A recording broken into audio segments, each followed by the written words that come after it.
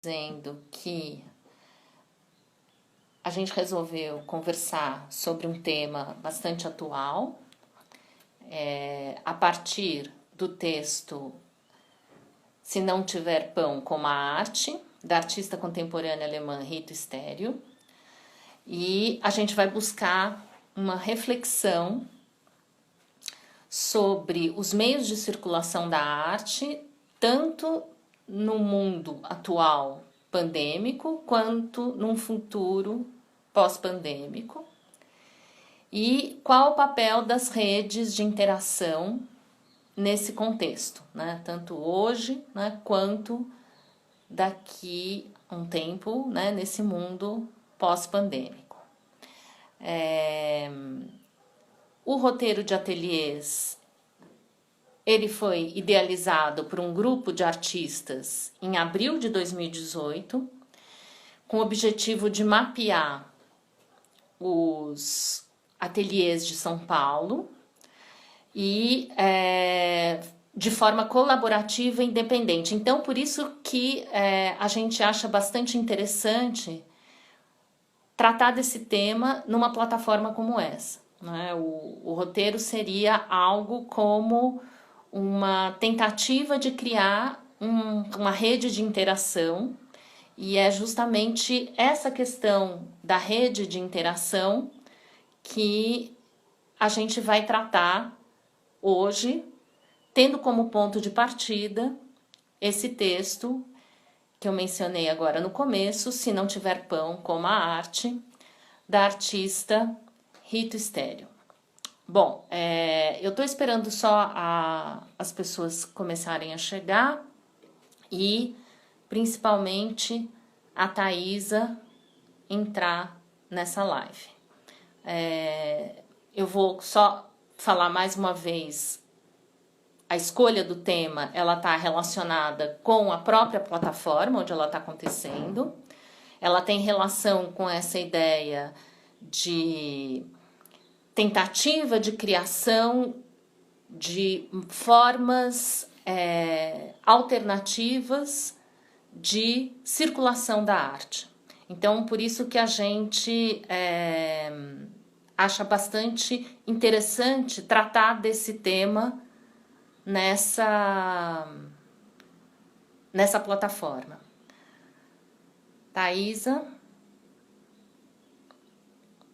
você está aí? Eu acho que você precisa pedir para participar.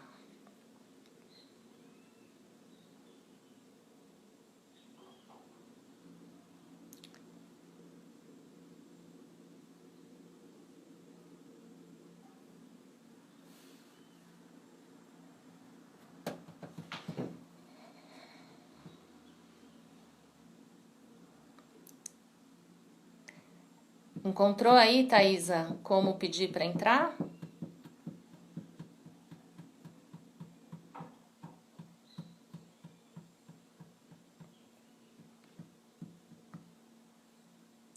Ah, tá. Então, talvez não dê, talvez seja só no celular.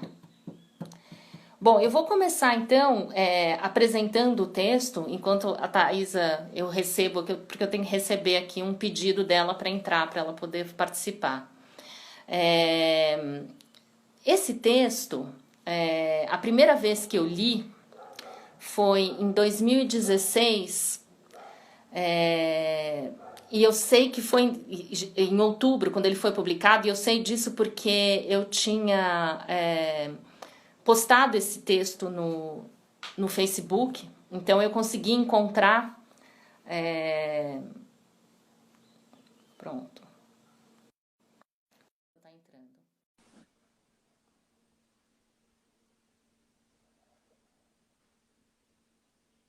entrando. Oi, Tudo bom? tudo. Eu instalei aqui no No computador. computador, mas não apareceu essa opção. Então eu vou ter que voltar aqui para o celular. Eu também estou no celular também. Então, Tá. Thaís, eu dei uma introduzida da nossa ideia de Oi, falar sobre tudo esse. bom? Tudo. Eu instalei aqui no. Peraí, gente, pronto. Oi, pode falar, desculpa. Então, eu estava contando aqui um pouco a nossa escolha do texto e que tem relação com a plataforma, né? Que o roteiro de ateliês é uma tentativa de criar um meio de circulação, né, da arte. Então, essa ideia de rede de interação, né? E aí eu ia Uhum. começar, como a gente tinha meio que combinado, eu vou começar falando das questões do texto, né? E aí a gente vai conversando. Se você quiser complementar alguma coisa, por favor, tá? Tá bom, tá bom. Eu comentei, Thaís, aqui, a primeira vez que eu li esse texto foi em 2016, quando ele foi publicado em outubro. E eu sei a data, Uhum. que eu li porque eu publiquei na época no Facebook. Mas naquele momento, a coisa que mais me chamou a atenção e que eu acho que foi o que bateu aqui, assim, como artista, né? Foi o que bateu, o que me pegou, foi o trecho em que ela fala: as pessoas estão acostumadas a perceber o mundo da arte como sendo patrocinado pelo Estado, fundações, patronos ou corporações. Mas, pelo contrário, ao longo da história, têm sido os artistas e os trabalhadores no setor da arte os que mais, né, subsidiam a produção artística, né? Isso, para mim, pegou bastante, né? Porque é meio como dizer que na base dessa grande pirâmide, né, onde a gente chega lá em cima com aqueles artistas que são conhecidos como blue chip, tem toda uma, né, um monte de artista aí trabalhando com o que a gente chama com dinheiro da comida, né?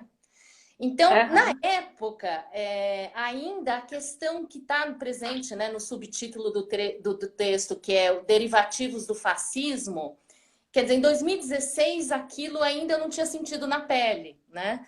Até a Pelo gente menos, ver, não na até a nossa gente ver pele ainda, né? a nossa pele, exatamente. Até a gente vê em semanas recentes uma marcha com tochas, né? E aí aquilo é muito chocante, né? É muito perto, né?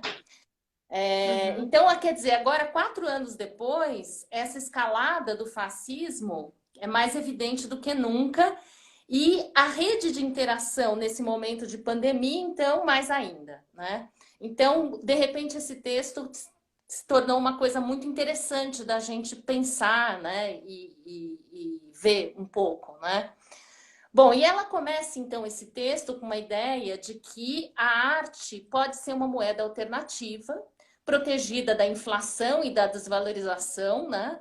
E em um contexto atual de extrema desestabilização econômica, onde o mercado da arte às vezes parece mais estável do que um PIB, né, de algum país, né, no mundo. Bom, depois ela fala da escalada do extremismo reacionário, né, e das fake news.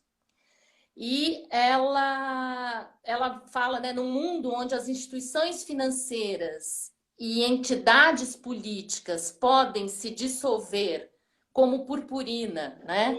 O investimento na arte parece mais real, né, do que tudo isso. E isso é muito atual, né? Eu acho que a gente está vivendo isso, né, agora, né? Bom, e aí ela continua dizendo que a arte, diferente de uma moeda centralizada emitida por uma nação, né, ela funciona em rede, né? E aí que começa a entrar Uhum. essa questão da rede, né? De maneira descentralizada, né, como um sistema espalhado de valor. Né? Então existem os mercados, os colecionadores, os museus, as publicações, a própria academia, né, que a gente sabe, entre exposições, escândalos e likes, que ela fala, né? E não tem uma instituição central para garantir um valor. Pelo contrário, o valor nasce de boatos e de informações privilegiadas.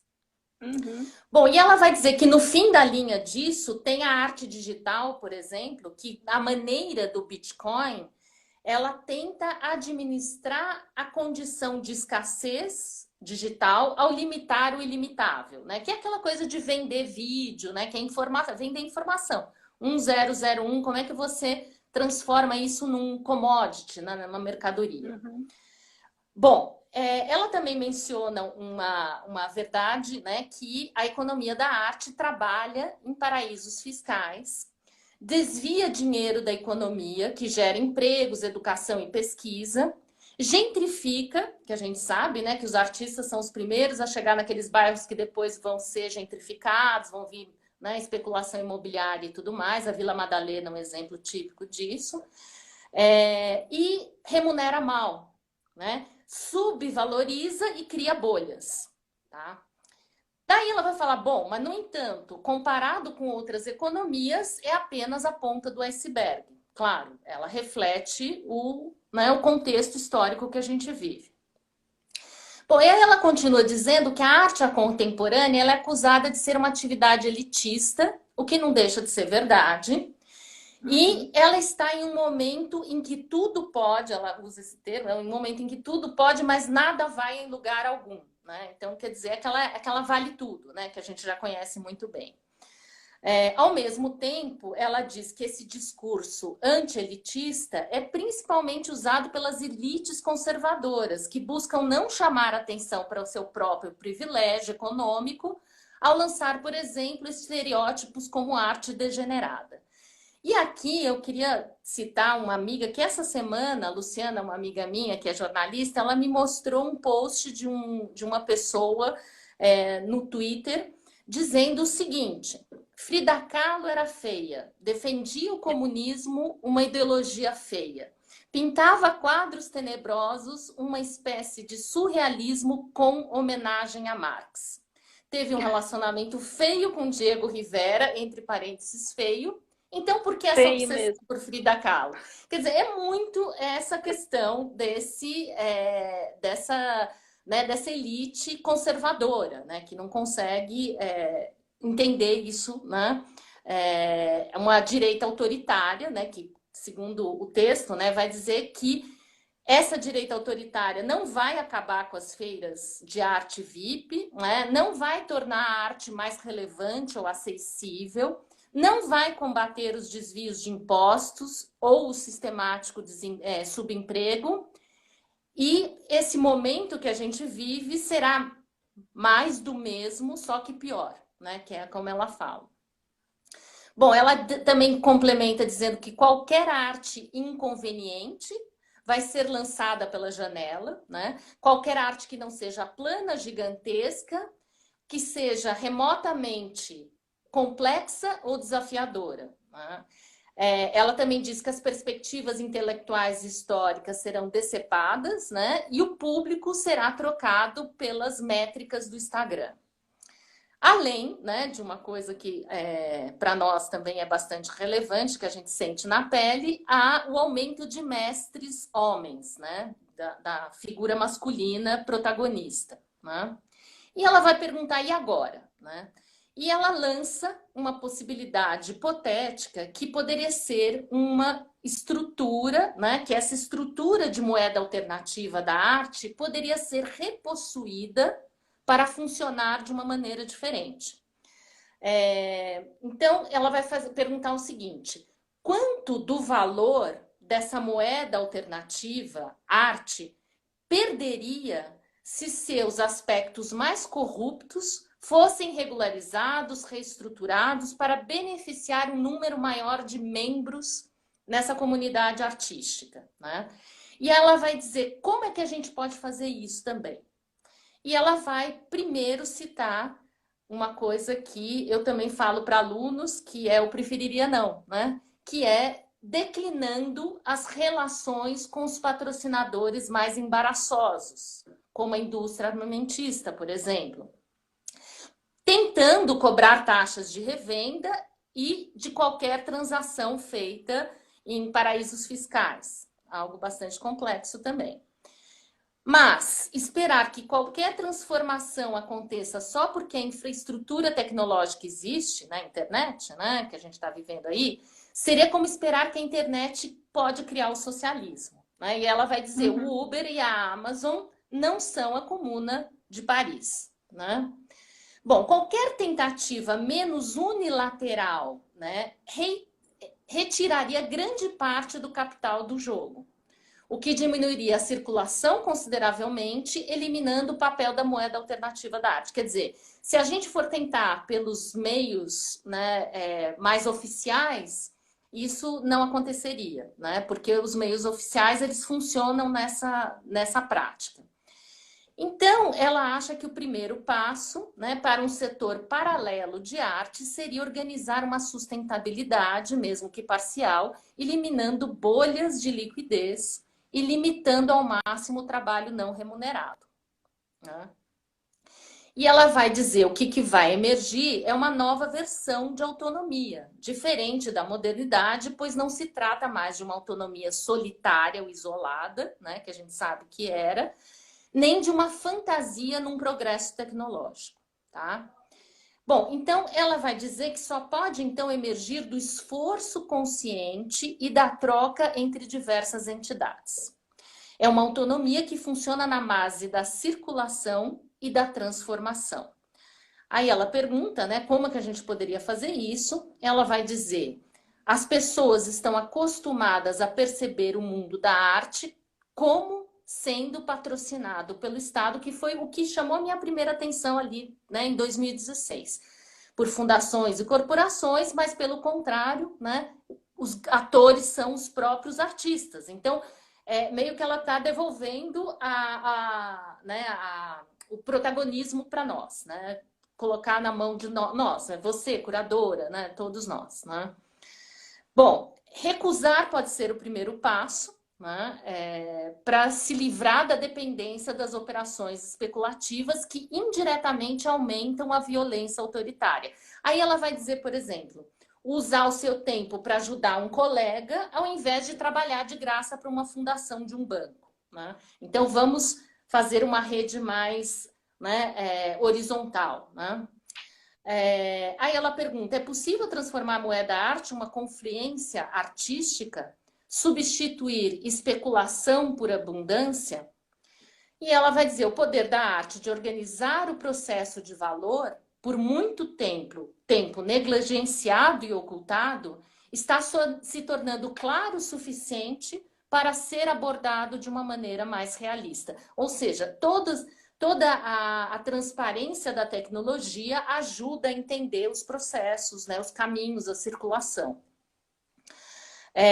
O valor não está no produto, mas nas redes de relacionamento. Não está na previsão do mercado, mas na criação da troca. E o mais importante, né, que é como ela vai terminar o texto, a arte é uma moeda de troca que ainda não é controlada pelos derivativos fascistas. E ela termina com a célebre frase, né, feita, né, pronunciada pela Maria Antonieta, né, esposa do Luís XVI, às vésperas, né, da Revolução Francesa: se você, né, se o povo não tem não tem pão, né, que coma brioches. E ela vai dizer: se você não tem pão, né, coma arte. Arte. E é isso, Thaís. Esse é um resumão desse texto e agora Tá. vamos conversar. Eu queria agradecer ao convite para participar da live. Eu gosto muito do trabalho dela e eu nunca tinha tido a oportunidade de ler os textos dela. Eu acho que eu tinha lido assim também algo muito assim na internet, sabe? Eu não tinha ainda visto esse livro, né? Que são os textos que ela escreve, né? Assim, a primeira coisa que eu acho que eu teria um pouco para comentar em relação ao texto dela é que eu acho assim, ela está fazendo um diagnóstico em relação ao mercado de arte, escreveu em 2016, então também ela está falando daquele momento pós-crise, né? Onde Pós-crise 2008, né? isso, onde se achava, né, que o mercado de arte ia quebrar e no fim não quebrou, né? O mercado de arte ele continuou, né? Várias instituições quebraram, né? E o mercado de arte continuou firme e forte, né? Aí eu acho que a gente vive depois disso a gente vive num período onde ficou cada vez mais claro, né? Quer dizer, óbvio que já era algo que quem convive um pouco com a arte já sabia, mas que ficou realmente muito mais claro essa relação com a arte, da arte, né? Ou desse mercado de arte, com essas atividades escusas, né? Mas que são escusas, mas que são normalizadas, né? Elas são normalizadas no capitalismo, né? O capitalismo já não vive mais sem essas atividades escusas, entendeu? Por exemplo, de lavagem de dinheiro, né? Quer dizer, você acreditar que a lavagem de dinheiro vai desaparecer é uma ingenuidade, porque o capitalismo depende também dessa lavagem de dinheiro, né? Isso faz parte desse capitalismo mais avançado que a gente vive, né? E que transformou aquela questão da exploração da mais-valia no Marx em algo completamente exponencial, né? Porque isso um pouco, eu vejo assim, um pouco o diagnóstico que ela está fazendo aí de como é que o trabalho de arte é utilizado, né? Por esse mercado de arte, né? É nada mais do que totalmente uma exploração da mais-valia do trabalho do artista, né? No seu nível mais profundo, né? E que a gente E deixa eu convivendo com só esse. complementar isso, Thaisa, também tem a ver com essa ideia de imagem, né, que começa principalmente depois, na pós-modernidade, após a década de 70, a criação desses museus imagéticos também, ela está junto com isso, né, e a arte como algo que um símbolo de status social muito Sim. grande, né? Na verdade, assim, essa ideia, que é uma ideia que já está lá também, desde o início do capitalismo, se a gente for pensar o capitalismo lá no século XIX e pensar a sociedade burguesa, né, o nascimento da sociedade burguesa, na verdade, essa utilização da arte como uma forma, óbvio que não tinha ainda essa questão da lavagem de dinheiro, porque não existia tanto dinheiro sobrando no mundo, né? Ao ponto de você poder fazer esse tipo de coisa, tá certo? O dinheiro não era totalmente imaterial como é hoje também, né? Hoje o dinheiro ganhou um caráter muito mais material, né, do que era. Perda do lastro ouro na década de 70 também, Exatamente, dos lastro. bitcoins, quer dizer, as negociações com altas somas de dinheiro, elas são feitas sem que você veja o dinheiro, né? Você não tem mais essa necessidade de ter a materialidade do dinheiro, que óbvio que no início do capitalismo não acontecia, mas essa relação, né, eu acho assim, da sociedade, de uma sociedade burguesa nascente, né? Se a gente pensar que é a sociedade que dá lastro ao capitalismo, né? Com a arte, né, se a gente for pegar textos, por exemplo, de alguns filósofos que falam sobre isso, né? Então, por exemplo, antes de a gente estar aqui na live, eu estava estudando com os meus alunos um texto da Hannah Arendt, falando exatamente sobre o papel, sobre a relação entre cultura e política, né? E a Arendt vai fazer um diagnóstico assim, que, enfim, que outros pensadores e outros filósofos fazem, né? Que é o fato de que, na verdade, a arte, né, para a sociedade burguesa, a forma como a arte acabou sendo inserida na sociedade burguesa, ali nascente, né, ela já é considerada desde sempre uma espécie de uma moeda, de uma forma, tá certo, de ascensão social, né?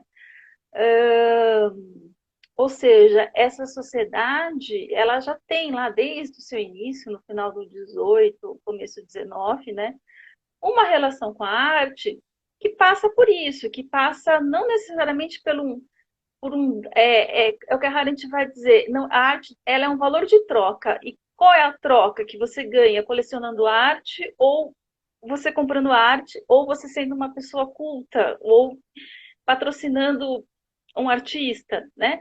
Não é porque você gosta do artista, né? É porque você está diante de uma necessidade de se afirmar socialmente. Então, a Arendt vai dizer, a arte para essa sociedade burguesa nascente, ela sempre serviu como um veículo para alguma coisa, né? Ela nunca, não era, nunca você não tem uma relação com a arte, que é essa relação que ela vai chamar, que está muito ligada ao pensamento do Kant, que é a arte com uma ideia de um prazer desinteressado, tá certo? Quer dizer, você compra arte, a ideia de que você vai comprar arte só por comprar, porque você tem prazer com aquilo, porque aquilo te faz refletir, porque aquilo amplia o seu horizonte, a sua forma de compreensão do mundo. Ela vai dizer, não, a sociedade burguesa, a arte, ela sempre foi consumida, né? Então, a ideia do consumo da arte que não existia antes, tá certo? Do capitalismo. E hoje a gente, para nós, essa ideia de consumir arte é uma coisa, tá todo mundo falando isso o tempo todo na internet, né? Estamos consumindo arte, nós somos consumidores de arte, isso não quer dizer que a gente tem alguma espécie de prazer ou de reflexão com a arte, né? Então, assim, isso é um diagnóstico que, enfim, nasce ali na modernidade, ela vai tomando vários rumos, né? A Hannah Arendt vai dizer, bom, o que acontece com o artista, com a arte moderna, né? O artista se rebela contra isso, né? Uma das características do que seria arte moderna do ponto de vista da relação entre arte e sociedade, entre arte e cultura, é que o artista, em geral, o artista moderno, ele é aquele que se recusa a servir apenas como uma moeda de troca, né? E aí a gente começa a ter também toda essa relação dos artistas com as vanguardas políticas, né? Pensando ali já no final, no meados do século XIX, né? Pensando que a arte moderna ela nasce, digamos assim, no meados do XIX.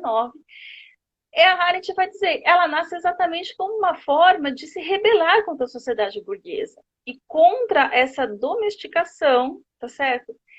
Que a sociedade burguesa sempre quis impor à arte, né? Desde o início, porque para esse tipo de sociedade, o que importa é a arte apenas como moeda de troca.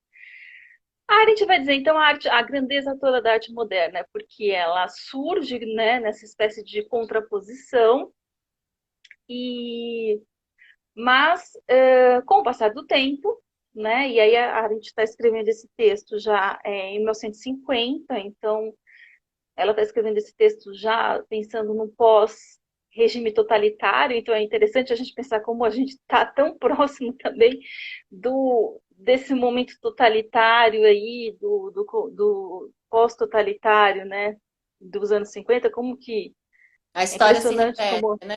se repetem muitas semelhanças, né? Não é à toa que a Stilwell vai falar da questão da arte degenerada, né? Quer dizer, o que se usa hoje para falar da arte, os termos, né, que as pessoas usam para se falar, para comentar a arte, são os mesmos termos realmente que se usava na Alemanha fascista. Qualquer pessoa que lê os textos, né, que se escreviam, Exemplo isso aqui você que eu acabei de falou, ler. da, exatamente, da Frida Kahlo é feia, né? Mentalmente ela tem problemas mentais, né? Esse é o tipo de coisa também que se falava em relação à arte moderna na Alemanha dos anos 30. É. São os mesmos adjetivos, né? Então, assim, é fascismo mesmo puro, é puro fascismo, né? A Arendt está escrevendo depois desse momento, né? O texto dela. E ela vai dizer o seguinte: aconteceu uma coisa no começo do século XX, quer dizer, se em algum momento a arte tinha esse papel, a burguesia comprava a arte, patrocinava a arte, mas sempre com essa finalidade de ascensão social, né? No começo do século XX houve uma mudança, né, para pior, porque na verdade ela vai dizer o que antes se fazia com a arte. Aí a própria sociedade burguesa começou a produzir os seus próprios produtos culturais, o que a gente identifica como sendo o kit, tá certo? Ou os que a gente chama de os objetos da cultura de massa, e que a Hannah Arendt vai chamar de kit, que o Adorno vai chamar de kit, que o Grinberg vai chamar de kit, né? E aí ela nem precisava mais da arte, porque ela já estava também produzindo, né? Ela criou a sua própria cultura, essa sociedade burguesa. O que aconteceu? Aqueles objetos, né? O quadro do Picasso, aquilo que ela colecionava anteriormente para tentar se mostrar mais evoluída, né, socialmente, na verdade aquilo acabou se tornando para ela só uma mercadoria mesmo, só uma forma de investir dinheiro, né? E ela vai dizer que já antes da guerra, é, enfim, no começo da Segunda Guerra Mundial, você já tinha o que ela chamava de o mercado de valores, de troca. da obra de arte, onde, na verdade, a burguesia estava interessada só em vender, comprar e ganhar dinheiro.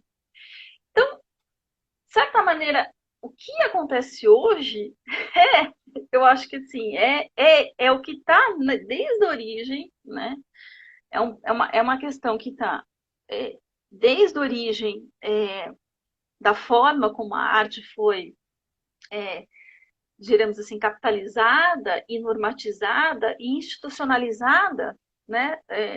Com a sociedade capitalista e com o nascimento da burguesia, e que, óbvio, que assim como os outros mercados, né, a arte também é um mercado, né, ela ganhou, ela também foi um mercado que cresceu, que evoluiu como mercado, né. E aí eu acho que chega nesse ponto que ela diz assim, é um mercado onde você não sabe nem quem manda, né, porque não é mais, é uma super, porque assim, ainda no Marx você poderia dizer, o valor ele é dado a um trabalho, pela medida que o Marx vai usar, é o tempo de trabalho, né, que determina o O preço de uma valor da obra, mercadoria o valor de troca de um objeto é o tempo de trabalho que empregado, é né? utilizar, entregado para você fazer esse trabalho. Isso, então, seria a medida, né, para o Marx de valor, Uhum. né. Com a arte, isso sempre foi muito mais Isso. complicado, porque É. você não tem muito, né, mas mesmo assim, eu acho que ainda é uma medida que foi utilizada, né? Eu acho que ela foi uma medida que foi, por exemplo, transformada na ideia de originalidade, de genialidade, né? Esses valores que são valores da estética moderna, né? Mas que também ajudam a dar valor aos objetos artísticos no mercado, né? Então, quanto mais original, né? Então, tem sempre aquela história, né? É, se você tem menos pinturas para oferecer, o seu trabalho vai valer mais, porque vai ter uma fila de colecionador que vão ter que esperar 2, 3 anos para ter uma obra sua. Aham. Então a gente sabe que tem muito pintor, inclusive brasileiro, que segura a produção, né? Que diz assim, eu vou pintar um quadro por ano. Querendo ou não, você está trabalhando ainda com essa ideia de que o meu trabalho está ligado ao Escassez, meu né? tempo, É. o tempo que eu faço, e quanto mais tempo eu demoro, mais original ele é, mais raro ele é, então ele vai ter um valor maior no mercado. Isso acontece, né? A gente sabe que isso acontece, principalmente quando ela fala de pintura, né? Isso é muito claro, assim, né? De como o mercado ainda responde a esse tipo de E valor agora, ainda, de fala genialidade. da Só que eu acho pintura, assim, deixa eu te só que eu perguntar. acho assim, ainda, só deixa eu só terminar assim, eu acho que isso deu uma certa embolada quando que eu acho que a gente não consegue entender ainda.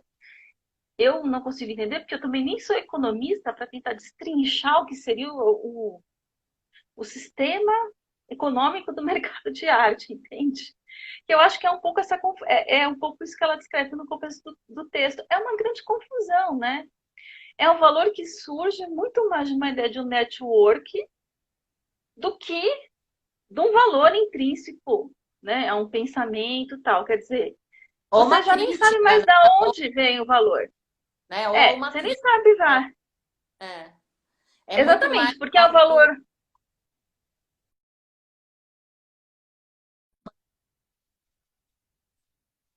Assim, o que a gente presencia, só para um pouco tentar assim, concluir, no diagnóstico que ela está fazendo, e que eu acho um diagnóstico assim, bastante forte, né? Até as palavras que ela usa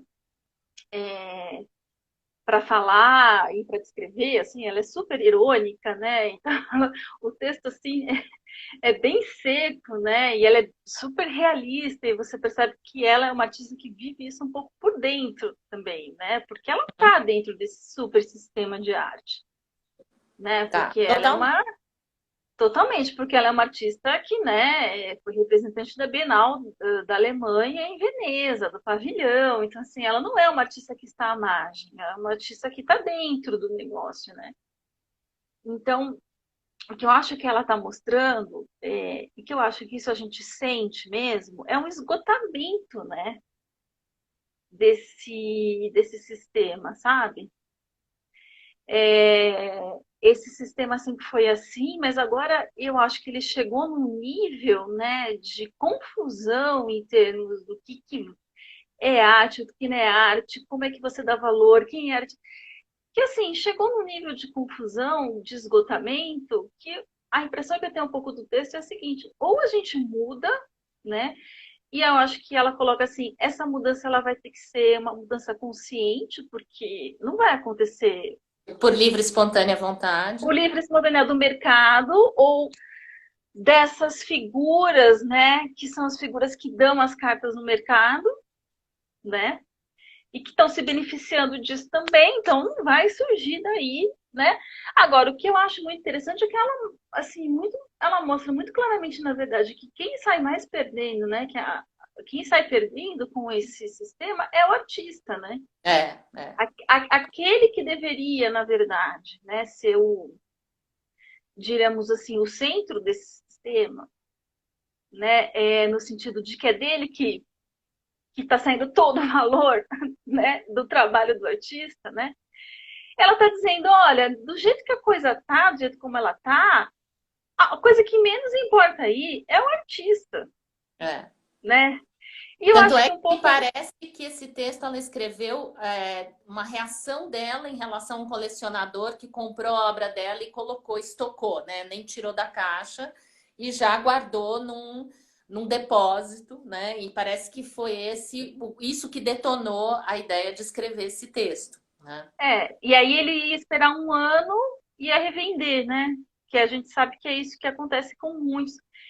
Eu acho assim que é muito interessante isso, porque o que ela está dizendo é o seguinte: artistas, vamos tomar de novo o poder desse sistema, né? Assim, eu acho que esse sistema ele ele é um sistema tão descontrolado, né? Da mesma forma que a bolha nos Estados Unidos estourou, porque também era um sistema descontrolado, né? Desregulado, né?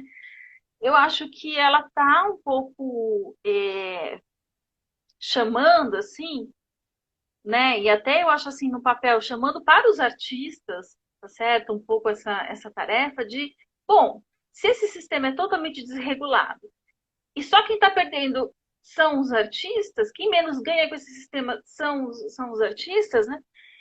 É, então tá na hora dos artistas tentarem minimamente regular esse sistema, né? Então eu acho interessante isso que ela fala do tipo, vamos tentar assinar contratos, né, mais justos com os nossos galeristas, né? Eu acho que é isso, é um pouco assim, vamos tomar o protagonismo, né? Porque também eu acho o seguinte, e aí eu vou passar a palavra, mas assim, eu acho que ela tem muita consciência também que não é possível você viver muito, você não tem como, o que ela está chamando talvez de uma alternativa, né? Não quer dizer que ela tá, eu não acho que ela esteja pensando que você tenha como não viver, né, fora de um sistema onde você tenha que vender a sua obra, onde a sua obra de alguma forma vai se tornar um valor de troca, né? Quer dizer, isso só realmente seria possível se a gente não vivesse mais numa sociedade capitalista. Então, eu acho que não é isso que ela tá pensando, assim, não é, né, assim, numa alternativa que fosse fora dessa sociedade, né? É, porque é Mas porque esse fora não existe, né, Thaís? A gente não sabe, né? existe. Enquanto existir uma sociedade capitalista, é difícil É, você vai fazer um fora. Se você fazer um fora, assim, não existe mais, existe uma outra sociedade.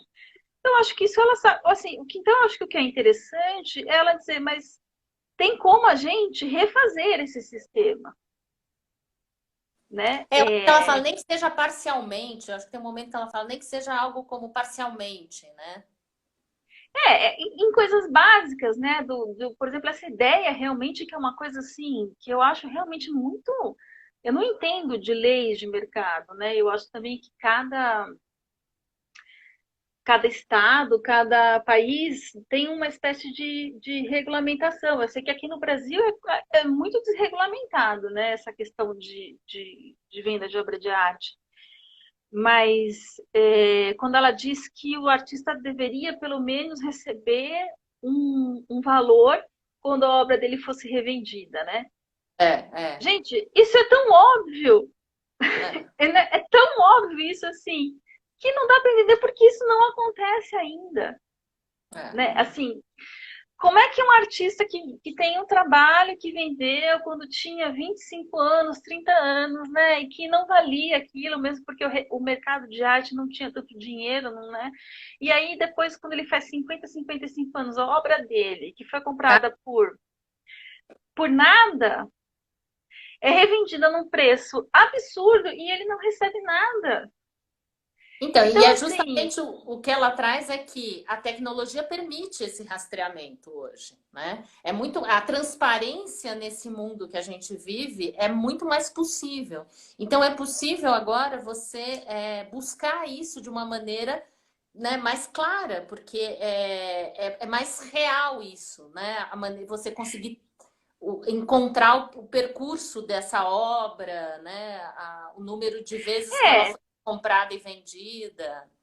eu acho que a tecnologia permite essas coisas, mas assim, eu acho que a tecnologia também permite bastante exploração, né? Mais exploração também, né?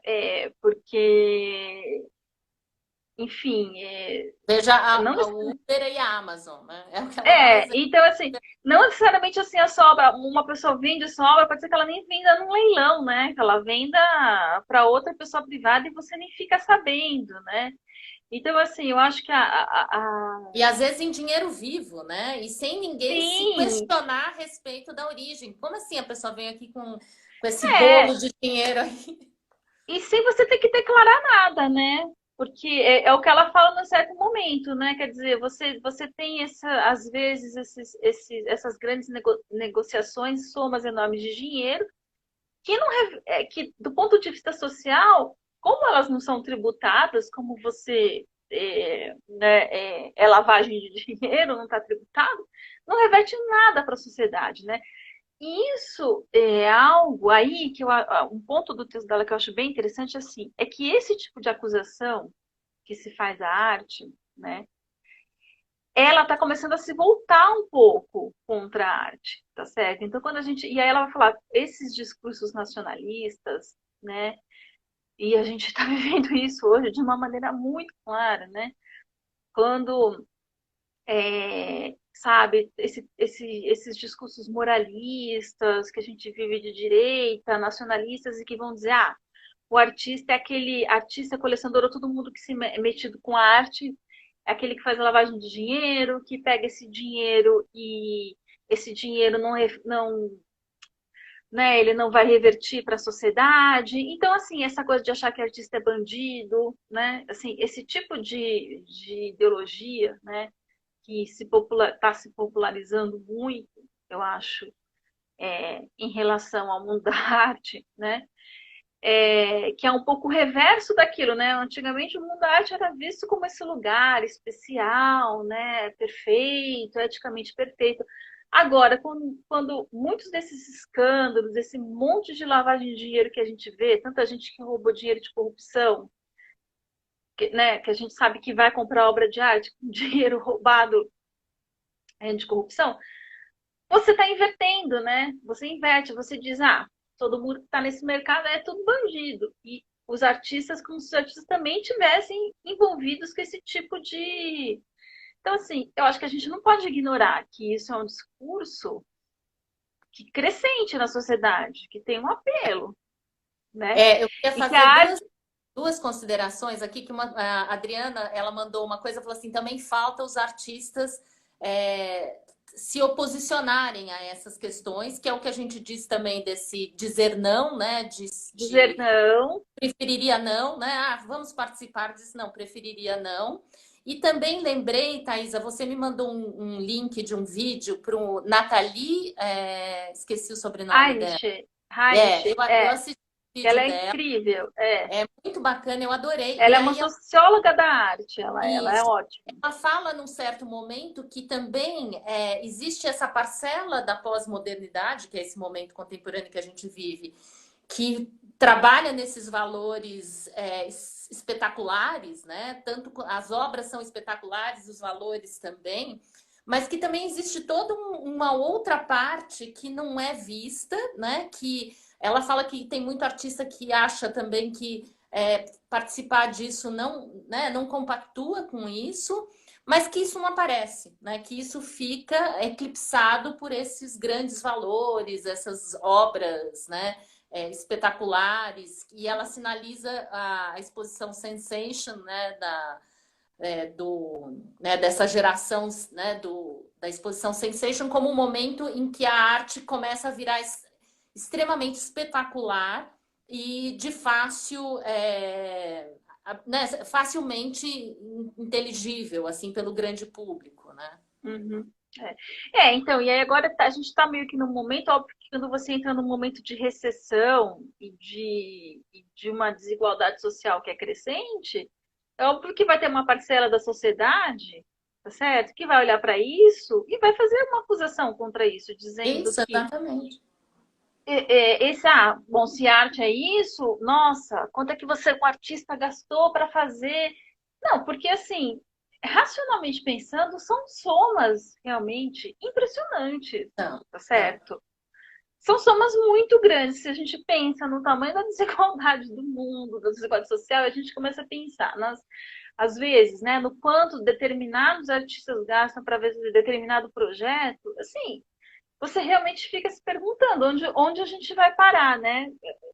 Assim, se a arte for também por aí, onde que isso vai parar, né? Então, eu acho que ela está sinalizando também para o fato de que isso pode ser utilizado contra os artistas, né?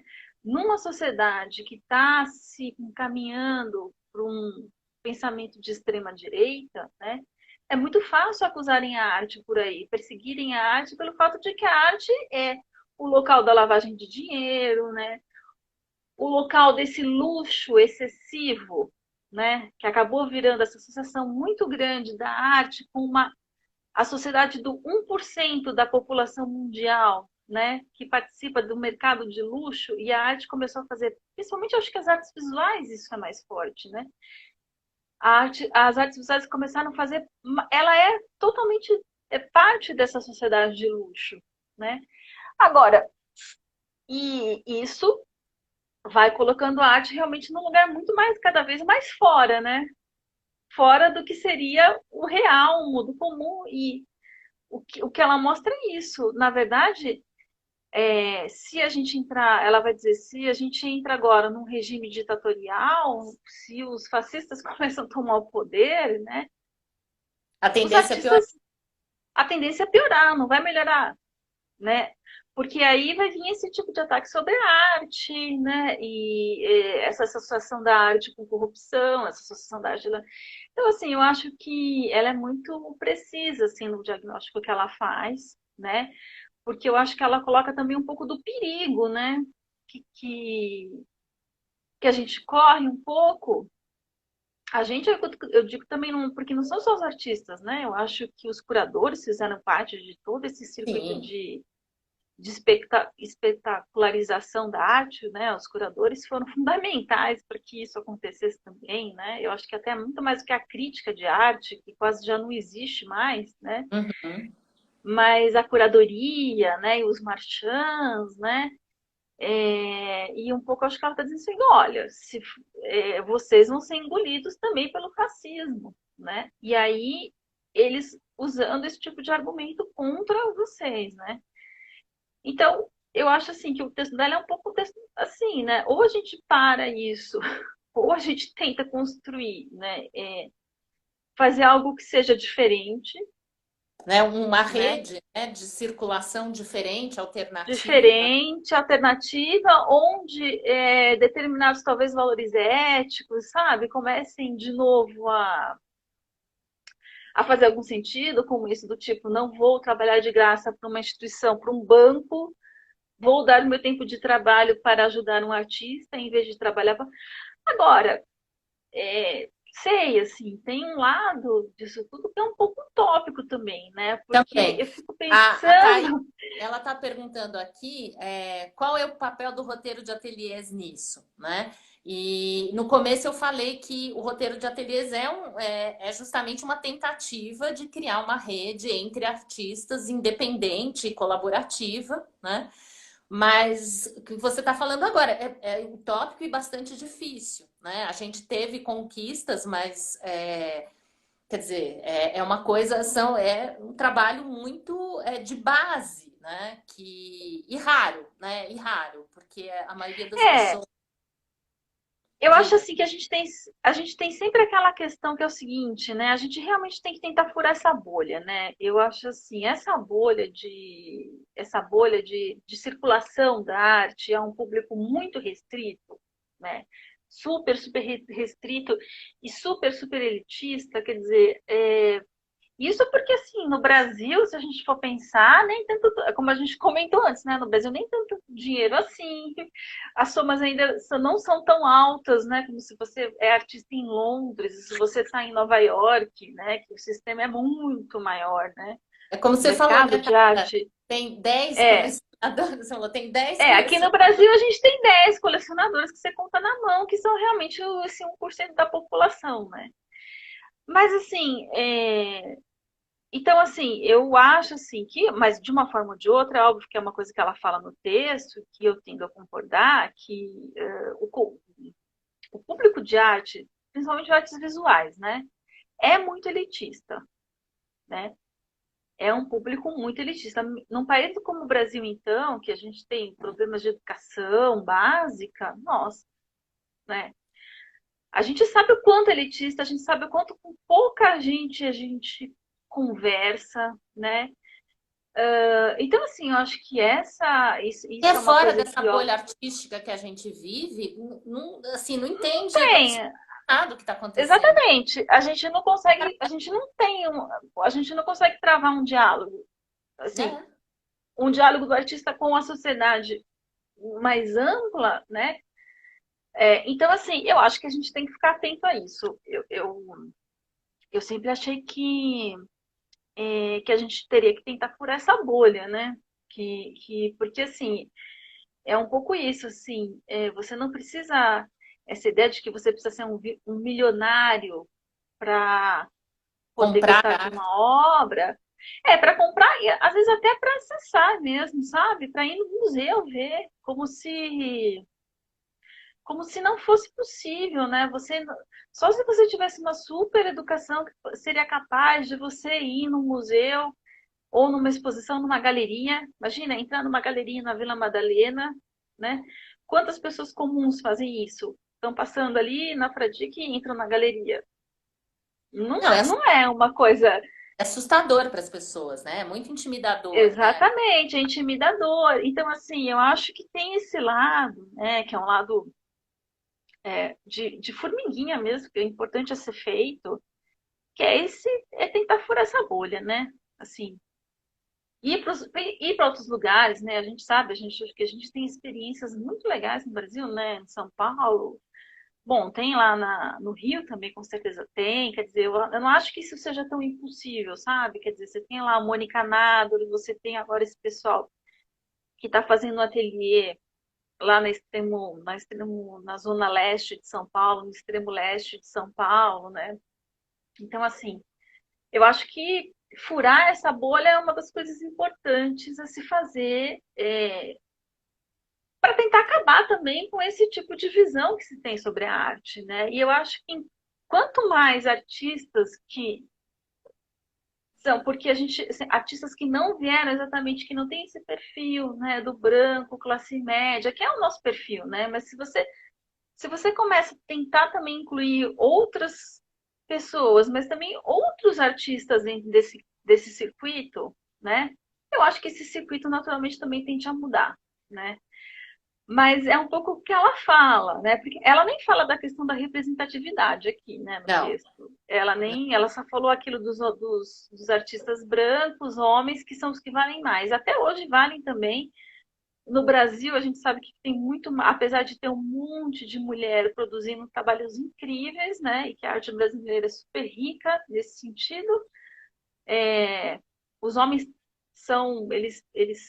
predominam, né, nas galerias e com certeza devem predominar também no que diz respeito a vendas, né, de trabalho. Então eu acho assim que a gente tem que ficar um pouco atento para tudo isso assim e nessa ideia de que ela coloca, né, de que isso não vai mudar naturalmente, né?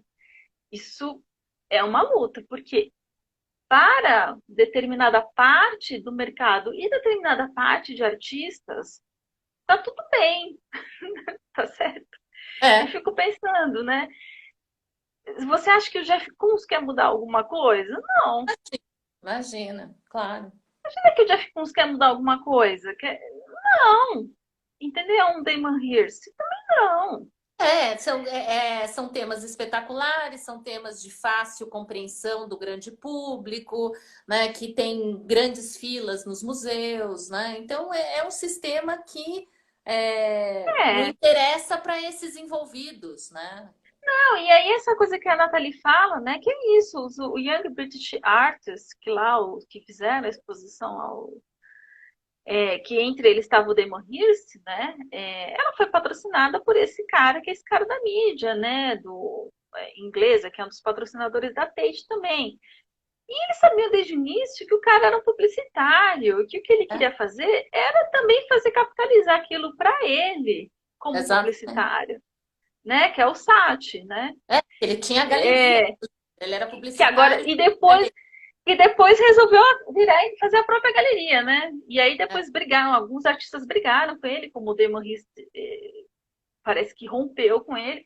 Mas assim, desde o início esses artistas entraram nesse jogo, né? Eles tinham um mecenas, eles tinham um cara por trás, que era um cara da publicidade, da comunicação, né? E que transformou também a coisa numa alavancou, coisa né? espetacular. Ele Exatamente. alavancou, né, essa Agora, geração pois é, em isso eu benefício acho próprio. eu acho muito difícil que parte desses artistas, não sei todos, mas assim, eles queiram romper com isso, porque na verdade eles fizeram a carreira deles um pouco dessa forma, de uma maneira super espetacular, né? Uhum, Com, totalmente. as, com aquelas somas enormes, enfim, entendeu? Então, é óbvio que assim, é, tem uma resistência, porque é isso, né, gente? Tem gente que lucra com, com essa situação, né? É, então é isso, assim, eu acho que o que ela propõe um pouco essa, né, que o reempoderamento dos artistas que não compactuam, né, com tudo isso que envolve o mercado de arte, né, lavagem de dinheiro, né, patrocinadores pouco éticos, né, fabricante de guerra que patrocina museu, né, fabricante de arma que patrocina museu, né, todas essas Nós coisas que temos são um tão minuto, normais. nós temos Tá, menos de um minuto. Então, assim, para tá. fechar, eu queria que a gente falasse um pouco dessa questão deste momento que a gente está vivendo, onde a internet, as redes sociais estão sendo tão importantes, né? Estão sendo fundamentais, né? Feiras virtuais, exposições em galerias virtuais, né? Tá. Olha, eu tenho uma visão sobre essa questão da internet que eu acho que é muito próxima com o que ela tem no texto. Assim, eu acho assim, que a tecnologia em si, ela não é boa nem ruim, né? Uhum. Você entende? Assim, desde o início também, a tecnologia, ela não tem um lado só, né? Então, eu acho que é isso um pouco que ela falou assim, até agora, o Para que acabar. essa tecnologia fez foi transformar tudo em Uber. Será que a gente consegue fazer dessa tecnologia a Comuna de Paris? Não sei, Exatamente. né?